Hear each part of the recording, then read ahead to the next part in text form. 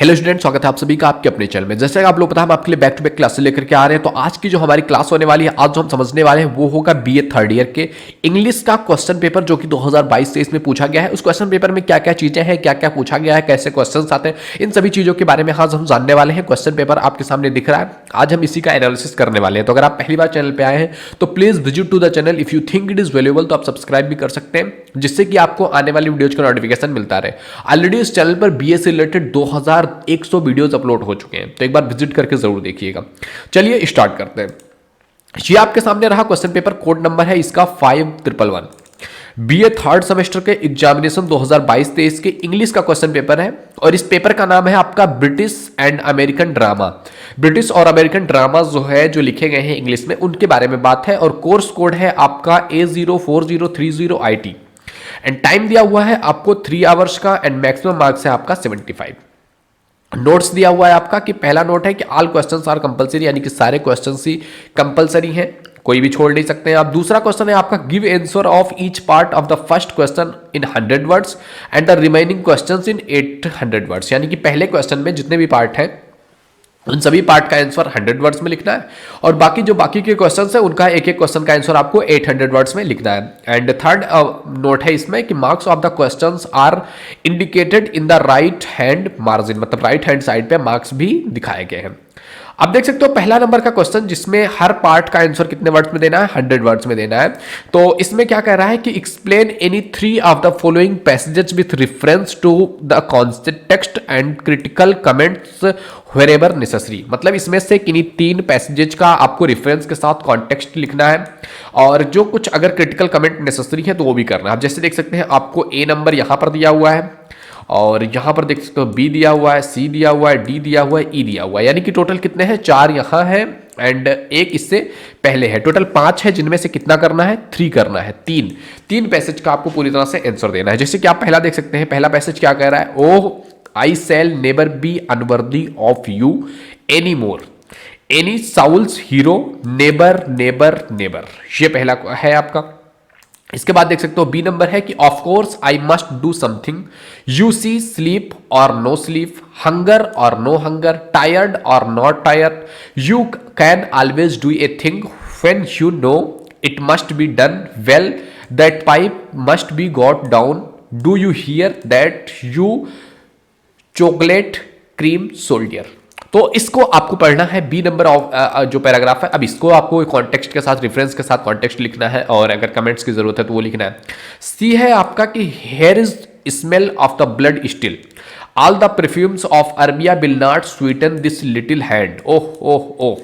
तो या तो इसके साथ आप रेफरेंस कॉन्टेक्स्ट के साथ जा सकते हैं।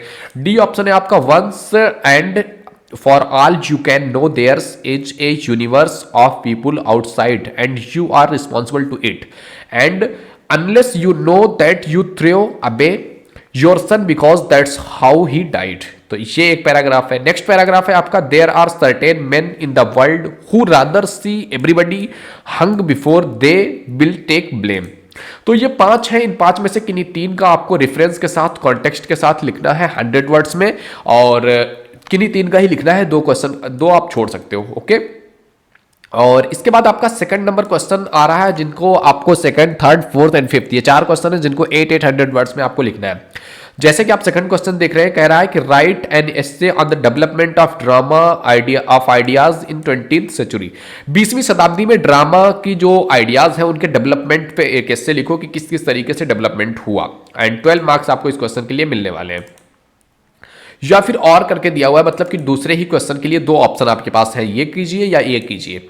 यह है आपका Bernard Shaw is the greatest dramatist next to Shakespeare. Discuss करना है कि बर्नार्ड जो है वो बर्नार्ड शॉ भी ग्रेटेस्ट ड्रामेटिस्ट है शेक्सपियर के बाद। तो ये आपका इन दोनों में से किन्हीं एक को आपको लिखना है। तीसरा क्वेश्चन है आपके पास write a note on the unity of time, place and action. Time, place और एक्शन के यूनिटी पर एक नोट लिखिए। 12 नंबर का ये भी क्वेश्चन है आपका।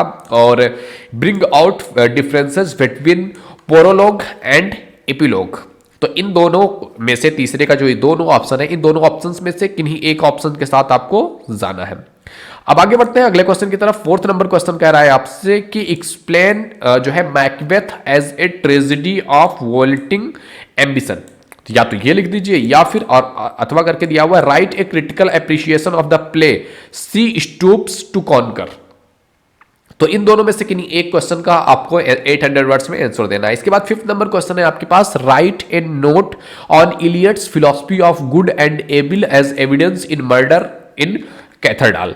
या तो ये लिख दीजिए या फिर अथवा करके दिया हुआ write a note on Miller as a dramatist. Miller को एज ए ड्रामेटिस्ट के रूप में एक नोट उनके मिलर के ऊपर एक ऐसे की तरह लिखिए। तो आप इन दोनों में से किसी एक क्वेश्चन के साथ जा सकते हैं, इसके लिए भी 12 नंबर मिलेंगे। इन दोनों में से किसी एक क्वेश्चन के साथ जा सकते हैं, इसके लिए भी आपको 12 मार्क्स मिलने वाले हैं। ओके, तो ये है आपका क्वेश्चन पेपर जो है बीए 3rd सेमेस्टर के इंग्लिश का क्वेश्चन पेपर है, जिसमें ब्रिटिश एंड अमेरिकन ड्रामा के बारे में बात किया गया है।